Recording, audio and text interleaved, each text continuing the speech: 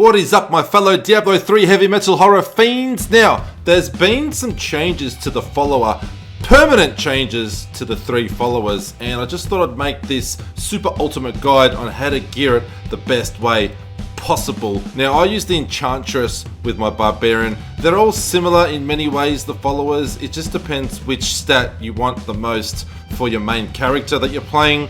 I go with the Enchantress because I like the cooldown reduction by 10%. Super handy for the Barbarian to try and keep up your Wrath of the Berserker 100% of the time. But that's a discussion for another time. We're talking about the follower and how to gear it. Now, with my setup, this ultimate setup, you get double Death's Breath as you slay enemies in rifts and doing bounties and whatnot, and you also get a chance at double keystones for greater rifts. So you can regularly, on any regular Nephilim clear, you can get up to 4 greater rift keystones. This gives you a chance at obtaining up to 8. So let's have a quick look at the gear. This is our Enchantress.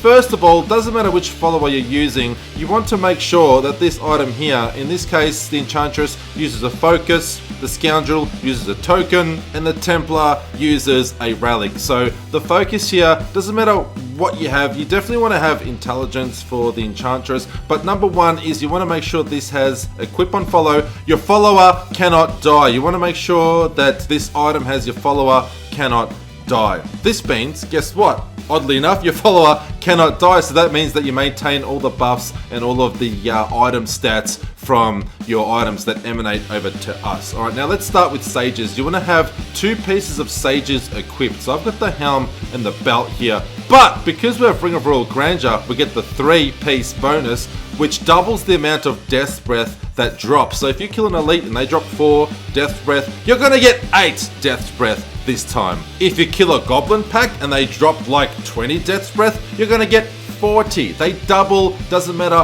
what you're killing, they're always going to be doubling. Now, the other set items we want is 2 pieces of canes, and this is what gives us the 25% chance to obtain an extra Rift Stone. So when you kill the Rift Guardian at the end of a Nephilim Rift, they'll drop between 1 to 4 keys for greater rifts, and now there's a 25% chance to double them. That's right, I have completed Nephilim Rifts and killed the Rift Guardian and collected 8 keys in one run. This definitely helps when you're further into a season and Nephilim Rifts become a bit more of a chore, just so you can get those keys and keep on grinding your greater rifts. This definitely helps you out big time, but also keep in mind you can only do this solo. If you're in a 4-man group, your follower's not going to be with you. They're going to hang out in town and you're not going to get all of these awesome buffs. So this is strictly for solo play. Now, the other items that we have equipped that aren't set items, you want to make sure that it has that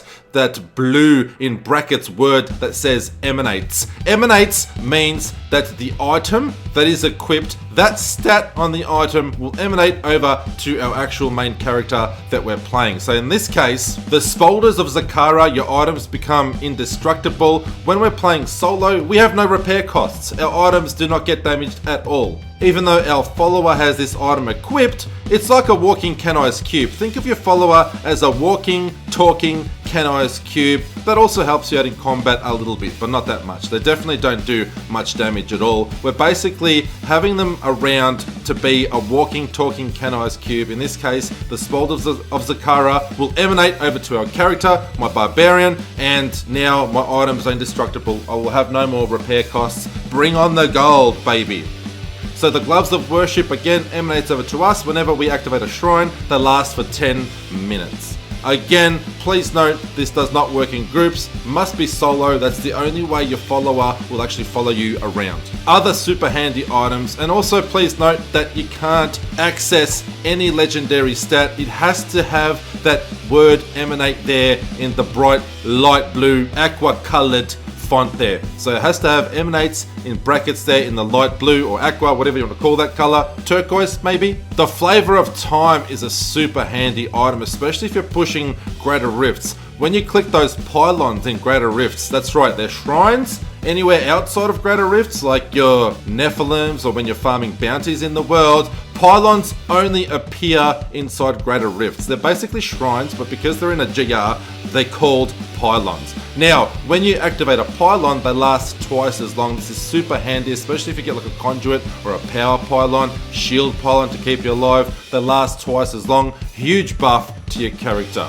The Nemesis braces here, shrines and pylons, both shrines outside of GR and pylons inside GR, when activated, will spawn a champion. Again, super handy if you're speed farming in Nephilim, and also handy in GRs to get an extra elite when you get a good pylon going. Now, if you don't want the extra elite popping up in Greater Rifts, whack these out and put something else in there. The rings we've already gone through. Ring of Royal Grandeur works, even though it doesn't say Emanate. Emanate basically means that ability transfers over to a character. In this case, because the follower has Ring of Royal Grandeur equipped, she gets the benefit of the set items that she has equipped. As you can see, 2 pieces of Sages, activates the 3-piece bonus because she has the Ring of Royal Grandeur, where we can have 1 item less equipped for the set and still benefit from the bonus. Same goes for Kane's. 2 pieces, but you can see the 3-piece bonus is lit up. That means she's benefiting from the 3-piece bonus.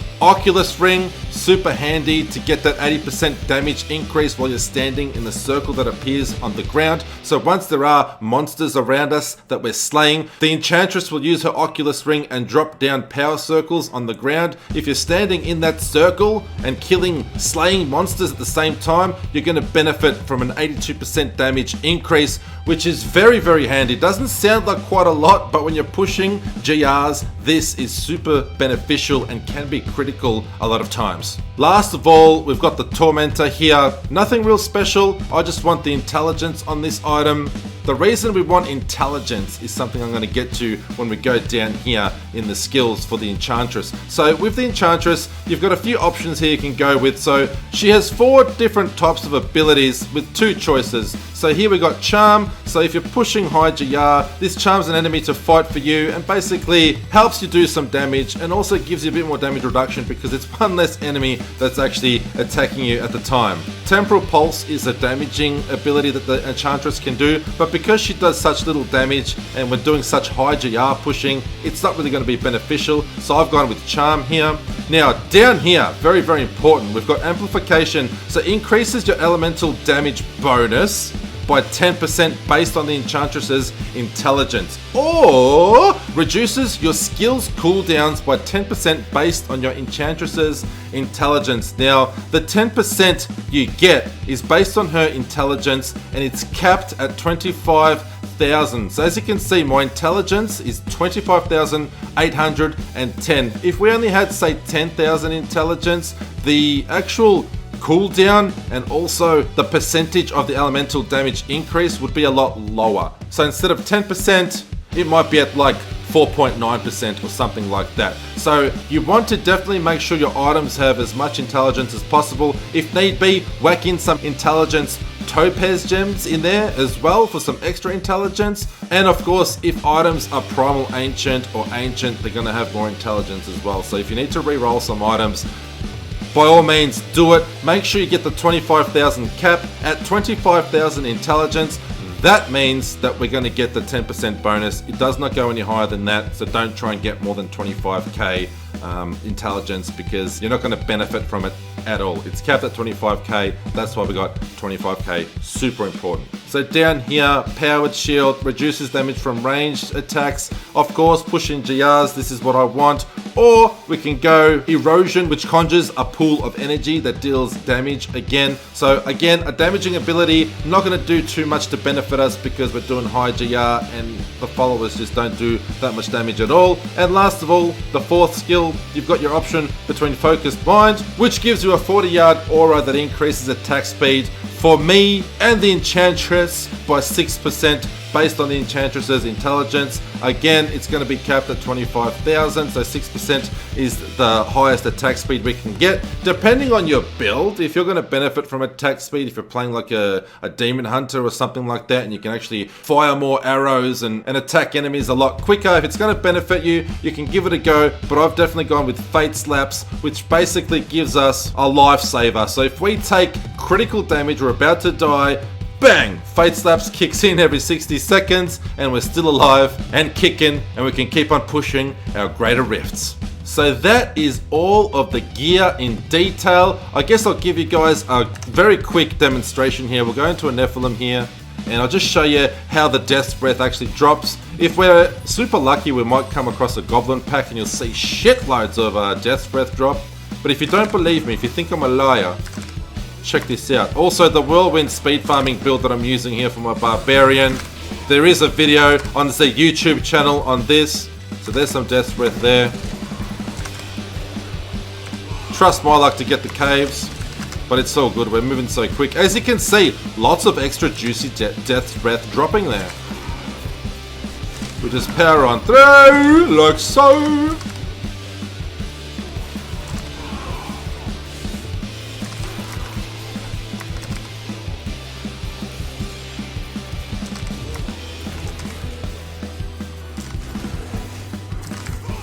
And of course, all those other abilities that increase the shrine last ability by 10 minutes, shrines last 10 minutes, they're all working right now because we're playing solo.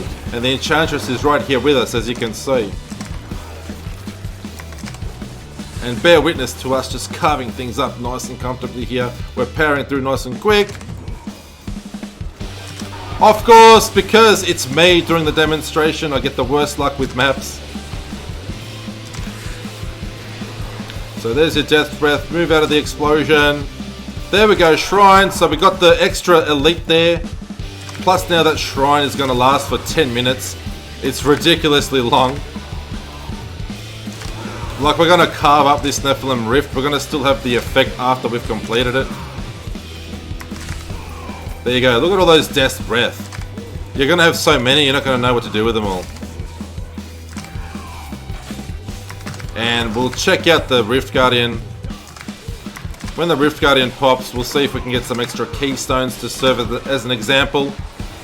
Look at all those Death's Breath. Now, Death's Breath also, most of you that do a lot of crafting and reforging and stuff, you know that that's the material that wastes away the quickest. So this is super handy if you're burning through your Death's Breath at a rapid rate. Look at all this, see? Death's Breath, Rift Guardian. So let's see what the Rift Guardian gives us now. So keystones, what do we get there? How many? 1, 2, 3, 4, 5, 6. So instead of getting like a measly 2, 3, maybe 4 at the most, we got 6. So that's definitely going to assist you in farming and stocking up your keys a lot quicker solo than even in groups. 6 keys in one run. That's pretty damn good. What do you all think? I hope this video was helpful to everybody, because that's what I enjoy doing the most, knowing that I've helped someone out there. If you have any questions about the follower at all, please hit me up in the comments down below. And as always, feel free to experiment and try things out for yourself. Mix and match some items and you might be able to come up with something better that benefits you a lot more. But this is just the perfect setup, I think, for me. I think with Sages and Canes equipped, getting double Death's Breath, getting a chance at double your Greater Rift keys, in my opinion, this is the best setup. It definitely is for me. If you come up with different variations, please share them. Let's discuss them down below. And of course, the new season is fast approaching, so please join us live at twitch.tv/Benny13. I will see you all there, live from Australia, the land down under, with the creepiest guy on the internet, in a good way.